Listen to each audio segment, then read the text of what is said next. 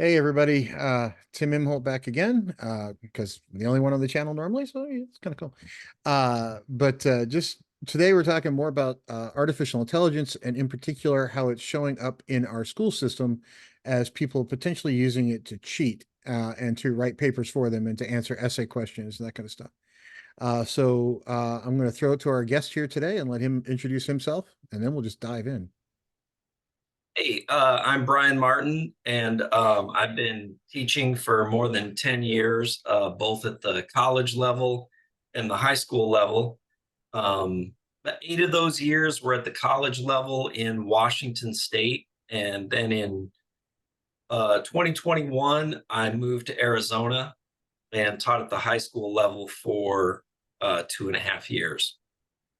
And actually, right now, I'm running for the school board in the local high school district uh, because I was upset at some of their policies, and that's what I'm doing. But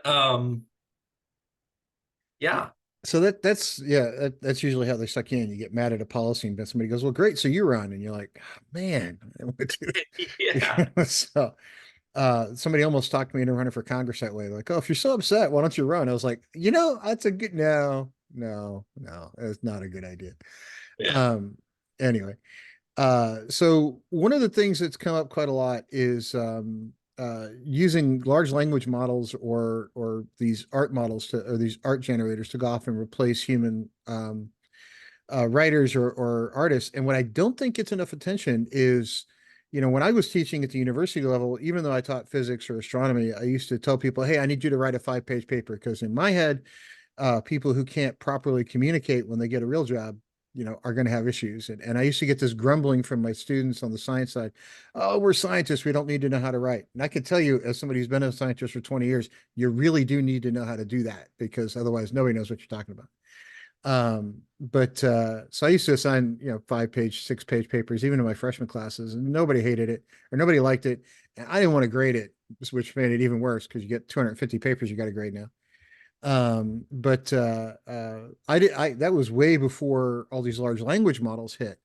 So in the classroom, are you guys can you guys see these things popping up? Are they evident or are they just kind of like, well, maybe it's there, maybe it's not? It's pretty evident to me, and I think it is to most teachers.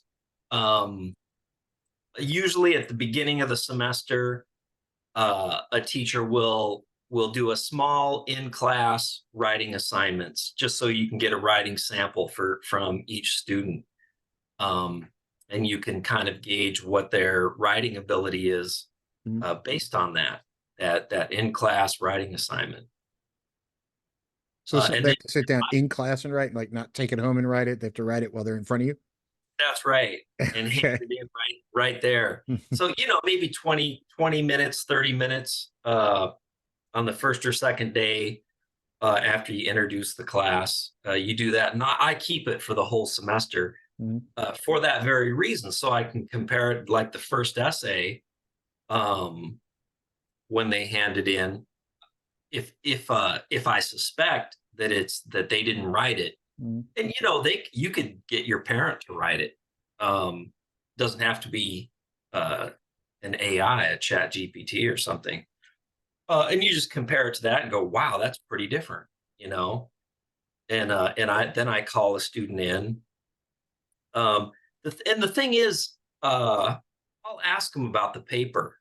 And if they didn't write it, I'll say, what's your thesis statement? Oh boy, they didn't think this far ahead. Most of them don't. And then, okay, if they get that, then how did you support your thesis statement? What are your points? Your supporting points.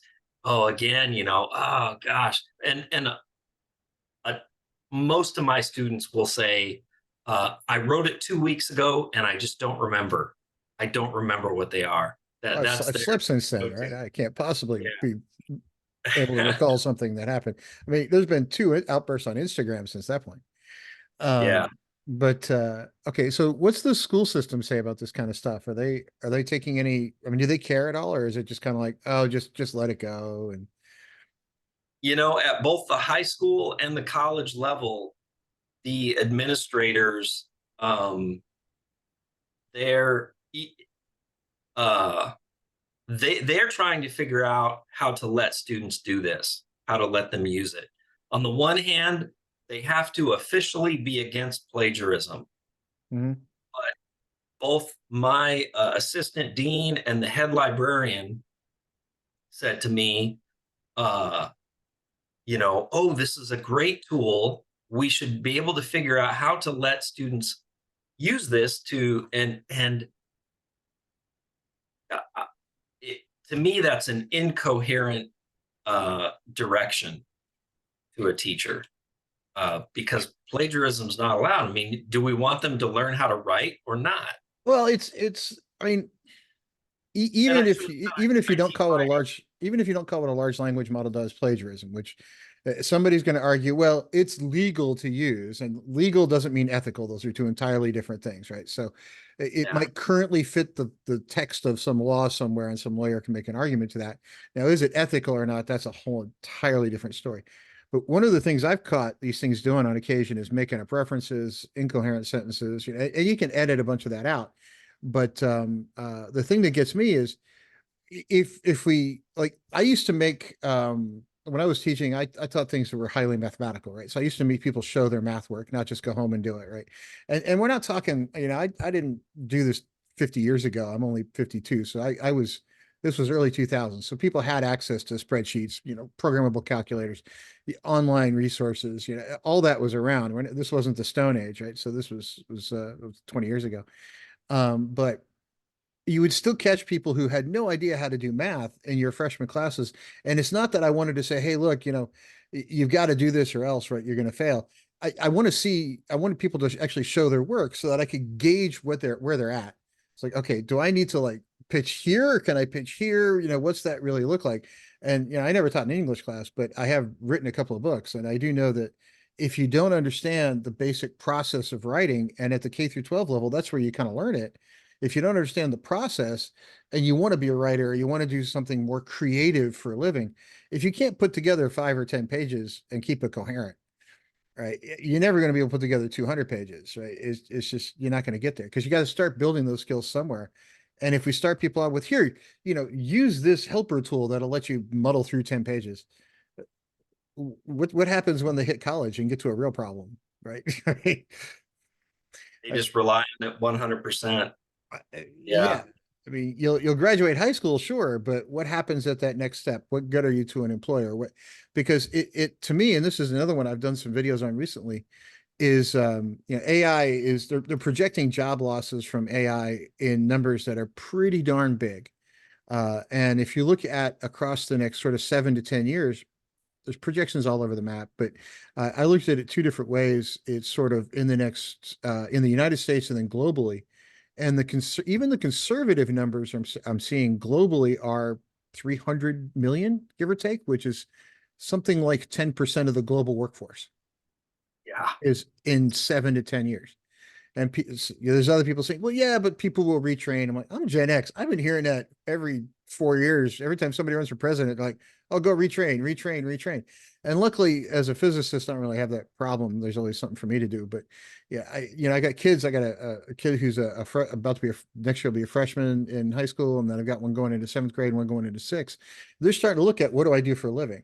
Right. So that's a very serious question for the next generation of what do they go do? And yes, work with AI. That's easy to say, right? But what aspect of it? Because AI is not one thing or another. It's a whole lot of stuff. And I caught one the other day that people were using it. I don't think they even realized it. And it's right here.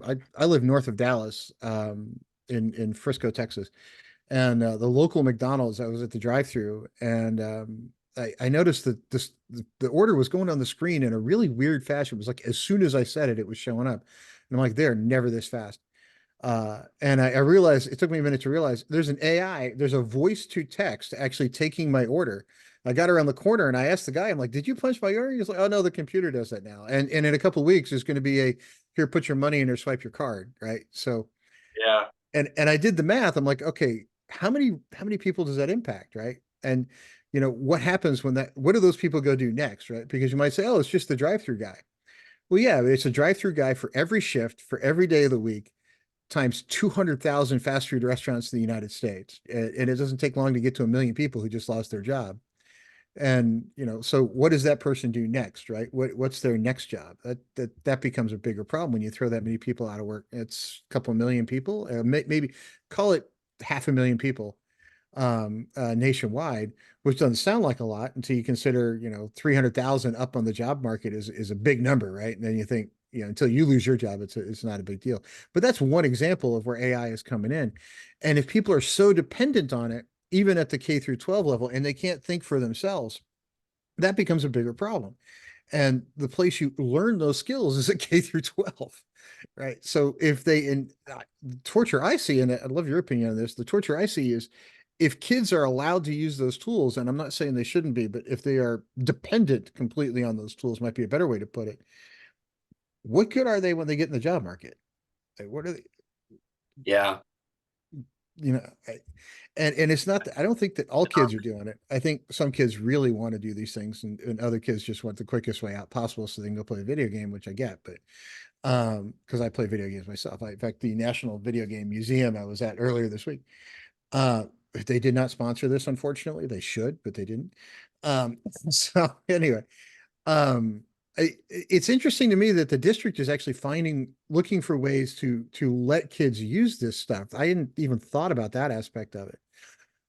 Is that happening in surrounding towns as well? Have you talked to teachers from other places, or just from where you're at?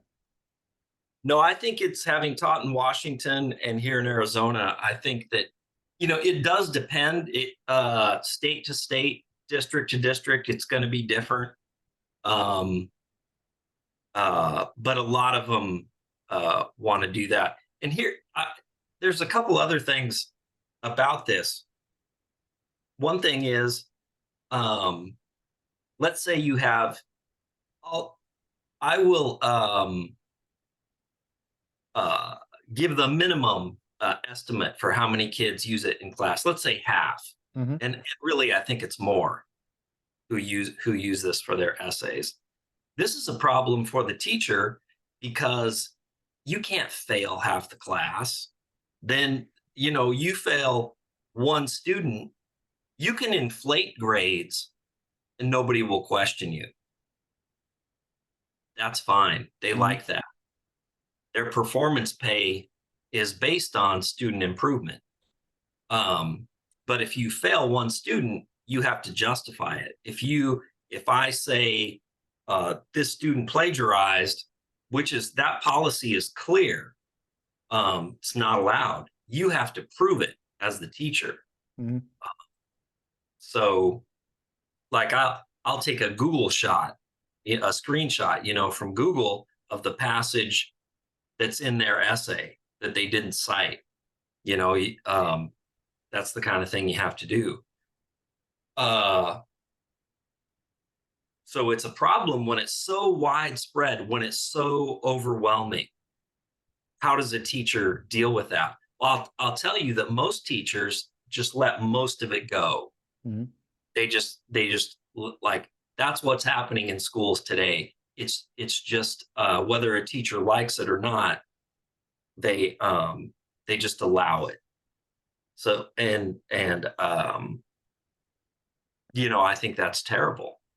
And Yeah. the second point I just want to make is this is kind of a if I had my way segment.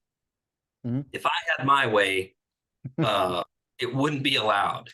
Mhm. We and in most of the classes I've taught, I persuaded the school to buy a whole new set of hardback dictionaries because students, you got to get them off their phones, and they'll say, "I need to look a word up. I'm like, don't use a phone. We have a whole new set of dictionaries. Go over there and get one. You don't even have to ask me. Oh, that Whenever must you be some look up groaning a on that word, one. walk over there, get the dictionary." So my students get used to that, and they really grumble at first. They don't like it, but by the end of the semester, they're pretty proficient in finding their way around a dictionary. And I think that kind of a tool is going to be really useful. Hopefully, if we're looking at in the on the job, you know, in your office, you have a hardback dictionary, you're writing something yourself. The students who know how to do that are going to be better employees, better thinkers, better writers than those who rely on the internet and on AI to do that work for them. Well, that brings up another interesting point about, sort of education. One of the things I've tried to focus on both my YouTube channel and my Twitter channel is, I run a company. I'm a chief technology officer of a company, and we're growing. And I've worked on programs that were when I was at MIT, when I was still there, at the Institute for Soldier Nanotechnologies, and was at Raytheon. I was worked on Patriot missile and a bunch of other stuff. The best employees I ever found were people who were creative, out of the box thinkers. And I almost always found those guys were the best communicators. They had the best kind of writing in their emails. If I asked them for a technical paper, it actually looked good. And then when you got to get to know those people, you find out that they were either avid readers or avid musical. They liked to play piano or guitar or something. They were always, had some sort of interest in music, or they had some interest in art. It was always one of those three things, but it was always something creative. And I started doing a little research recently, and I found out that if you read books, and I grew up as an avid reader. I mean, I've got 1,200 or something of them around and around here at last count. And my kids used to quiz me. It's like they pulled them off the shelf. There's like, no way you read all these. I'm like, look, I'm 52. I've been reading since I was 12. And they'd pull them off and quiz me, and they're like, damn it, Dad, come on. Yes. um, they one time got me with one that belonged to my late father. I'd never actually read, and I just keep my dad's books around because they're my dad's books. But it was like, oh, you finally found one I read. But the point is that I did a little research, and there's a bunch of psychological or psychology papers, a bunch of research that says reading and these other creative pursuits are actually good for your brain. So everybody loves to go to the gym and post pictures of themselves at the gym. And we've got all these influencers now. Look how pumped up I am. And that's great. That's awesome. Everybody needs to exercise. I need to exercise more. But I think what we're forgetting is we forget to exercise our brain. Right. Everybody looks at the new streaming thing and says, oh, I'm going to binge watch this. But what you're looking at is someone else's interpretation of it. It's nothing creative. You're not actually having to envision or imagine anything. And I think that's also what's going to wind up lacking is as you write, because I've written 6 books now. I had to count for a second. No, 7. It it's a process that's much different than anything else you do. But I also find that when I go write things, it exercises that part of my brain and actually makes me better at my technical job. And if people don't have that experience, if people don't have that creative side of their brain, they're not going to be employees that I want to keep. And people who aren't creative are somebody I can replace as an AI. And I say that as somebody that works in the field, right? If I have to give an employee a list of instructions every day, guess what? That's somebody I can pretty easily replace with a machine, right? And um, Yeah. I brought this topic up on Twitter, and yes, I still call it Twitter. Sorry, Elon, I didn't mean to anger the gods of whatever. But it, I brought this up the other day. It's because, oh, customer service. Well, there's 2 Silicon Valley firms now that are out shopping AIs that'll replace customer service people. And every time their AI gets put in place, they lay off roughly 90% of the customer service workforce. And that's a tech that's ready to go today. And I've been dealing with one of the companies that was using one of those AIs, and I'd call their customer service. It was pretty good.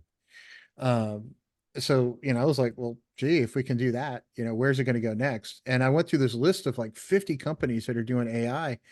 Um, and what I found was none of the 50 on the list that are sort of off the shelf, ready to go things today were generative AI. None of them included ChatGPT or Google's Gemini or the art stuff. They were all just other things that were AI related that were off the shelf, ready to go right now today, that are that started replacing jobs last year. And I started looking at it. I'm like, and I thought about it for a minute. And I've been working in industry for a long time. And what we've done in the last 2 years, as far as software engineering goes, we've used a lot of these AI tools and a lot of these things to help generate code. Uh, and I've done a lot more in 2 years with far fewer engineers than I could have done just 5 years ago.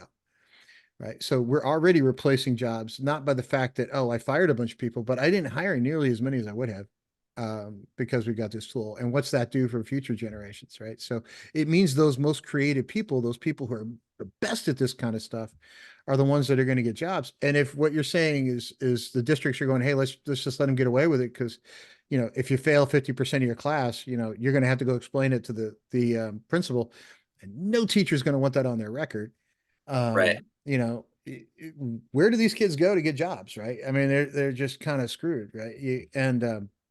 So I see that as a real kind of short sight on the Department of Education, because as an employer, I need out of the box thinkers. I need creative types. I don't need, oh, well, just go chat GPT. I could do that.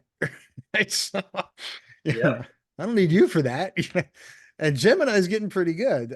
Some of them are not bad. I mean, you do have to edit them and make sure they're not lying to you, but think of where they were 2 years ago versus where they are today, and then do the math. Where are they going to be 2 years from now? Compared to where they are today, right? It's a whole different world. Yeah. So okay, do you have anything else you want to add, or? Well, yeah, I think in general, I think schools are failing our students today. Um, but something you said just a couple minutes ago, the difference between watching like a movie or a TV series Mm, and reading. Now I know the NEA, the National Endowment for the Arts, every 4 years or so they do a study of Americans' reading habits, and they found that and numbers. it's pretty consistent every time. Plays are the least read Mhm, genre of writing, um, and the plays are really like movie scripts, movie transcripts. mhm. Um, and it's when we think that it's the least read genre, it's a lot of work to imagine reading a play, right? How would Hamlet say this line? How did the characters say their lines? It's hard to imagine it. Much easier uh, to just watch it. Passive. Watching is passive, and you're right. Reading it is active. That Uh, I've seen that survey, and the numbers were painful. yeah, If you looked at the number of people who read a book, a fiction book, that were over the age of 18, I think it was like 22% or 23%. It was some one book last year. How many books did you read? Just one. It was like 22 or 23%. And if you asked about how many people, and I think some of them are lying, and if they asked two, the numbers plummeted even further. yeah, And they said, okay, now if you asked how many people actually read a book, it was like 38 or 40%. But if you said, okay, let's take out nonfiction, which you probably only used as a reference, you didn't read cover to cover, or self-help. If you rip those out of the equation, it dropped to like some really, really just bad number. yeah, And the most common response why was, well, if it's any good, they'll make a movie. It's like, poof, head yeah, explode right there. So it just, but the other thing that does is reading. I find people who are avid readers tend to have better vocabularies. They tend to be better at expressing themselves and getting their word across. And we've all seen it on social media where it very quickly denigrates into word to name calling. It's like, oh, you don't agree with me. I mean, you must be a whatever, right? It just kind of instantly goes there. And I've got on Twitter, I think about the 12,000 followers or something. And the number of times I can post things and have somebody come up to me or come at me and go, well, if you don't disavow that and say this, which is completely opposite of what I say, I'm going to unfollow you. I'm like, do you really think I care? I mean, but people are so bent around the axle about how many followers and having their opinion heard that they kind of want you to twist it. And, me stating a scientific fact, I will have people argue with me about whether or not what I stated was a scientific thing. And I'm like, I worked at MIT for 12 years. I understand physics pretty well. And I mean, this is basic stuff. And people are like, oh, you don't understand. I'm like, are you sure? Because I'm kind of sure I do. At least close, right? So, yeah. but and the number of people who resolve it with, oh, you're just being a jerk and you need to do your research. I'm like, okay, sure. Didn't brush it That's off. one of the problems. You see that in the classroom too. So yeah, I ask my students, are all opinions equal? And social media Yeah. has been the great equalizer. Mhm. Everybody has a voice, and a lot of them say they think, yeah, yeah, they like the word equality, but no, no, they not all opinions are equal. The ones who can say, what are your reasons for that opinion? What support do you have for that Mhm. opinion? that's generally going to be better than somebody who just says their opinion and then says, I don't want to explain myself. Screw you, Means they go read a means they book telling mean you. yeah. It means they can't. And what I find interesting is the smartest people I've ever met will be the first one to tell you they don't know something. Right. They're like, oh, and they just move on. Right. And the people who aren't necessarily quite as smart will try to convince you they do. I saw my favorite one I've seen on social media recently. And I don't know if you see anything like this in the classroom was I disagreed with somebody and I did a video about how I disagreed with him and I showed screenshots of what I disagreed with. And one of the comments I got, and somebody got really mad at me. It's like, look, even when somebody's wrong, we all have to stay together. You can't call somebody out for being wrong like that. I'm like, I think you can, right? If somebody comes up and says, hey, it's going to rain tomorrow and you better, take your umbrella and it doesn't rain, that's not a big deal, right? I used to work in the defense industry, and if somebody and I designed a bunch of stuff, including ballistic glass and some other stuff. But if you come up and say, hey, this stuff's going to stop a bullet, and somebody puts it in a vehicle and it doesn't, that's a big deal, right? You need to be able to look at somebody and say you're wrong because here's why. And let me show you 5 reasons why. If I say this is going to stop an AK-47 round and I don't, and it doesn't, you can't, what Tim, we have to support Tim anyway, because so those are the kinds of things we can't have, right? We can't have that kind of a society. We have to be willing to be wrong.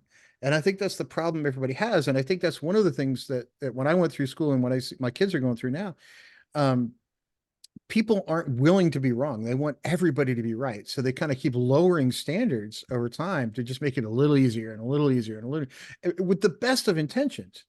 But I think the outcome is people are now kind of convinced they're never wrong. And, Yeah. it's just kind of getting weird in a way. And I hope there's a reversal of that trend soon because there just has to be. You can't do this forever, right? So, um, anyway, have you seen that where there's sort of a lowering of standards in the Oh yeah. classrooms? Yeah, that's one of the points I'm running on to be on the school board is a lowering of standards. um, at some point in my classes, I usually tell my students, in my class, the truth is more important than being polite. And you're right. There's like an unspoken agreement that we can all be right, and that's really nice and comfortable. But no, we're here in the school, we are interested in the truth if we can find it. But that's our, the pursuit of truth. That's what we're interested in. And that's one of the things I love about doing book reviews, right? Is because when I'm dealing with science, there's yes and no, right? There's not a maybe, right? Unless you're dealing with quantum mechanics, nobody understands that stuff anyway.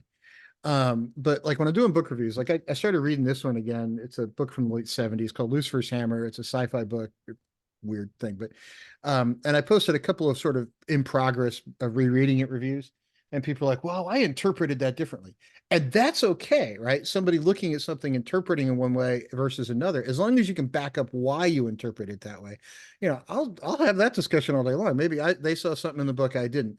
But I think those standards have kind of been applied in too many places. It's like, well, we can't all be right about everything, and interpretation and opinion has somehow gotten intermingled with facts, right? And we decided that, well, I have one set of facts, you have another set of facts, and this is what my truth is, and that's your truth. Well, that's kind of gone too far in some ways, right? And we can't keep going down that road. We've got to some point fix it, and decide that we can in fact separate opinion from fact, right? And you can't have, well, in science I feel that this is not known as a phalange, it's a biology for finger. I feel it's something else, right? Well, no, it's a finger, because I don't want a doctor that says, oh, we're going to operate on his phalange and he goes after my foot, right? We don't want that. Right. So we need to kind of get away from this. Everybody can be right. And there is actually a wrong answer possible on occasion, because that to me Yeah. is where going to be the downfall. What's that saying? Is that you can have your own opinions, but you can't have your own facts Exactly. I mean, it's for everybody. funny thing about facts. They're facts no matter what time zone you're in, right? They That's kind of right. stay the same. And they seem to shift, especially in election years. So anyway, Yeah. if you don't have anything else, I think we'll wrap it up there. But this is interesting to see. It's AI's finest way in the classroom, and the schools are going, yeah, nothing to see here. Move on. Yeah. So, Yeah. Thanks for the good conversation. oh, no problem. This video will be up soon. Everybody click like, subscribe, follow, comment, tell me I'm wrong or tell me I need to shave my beard. I don't care. But everybody have a great weekend, and we'll talk again soon. Thanks.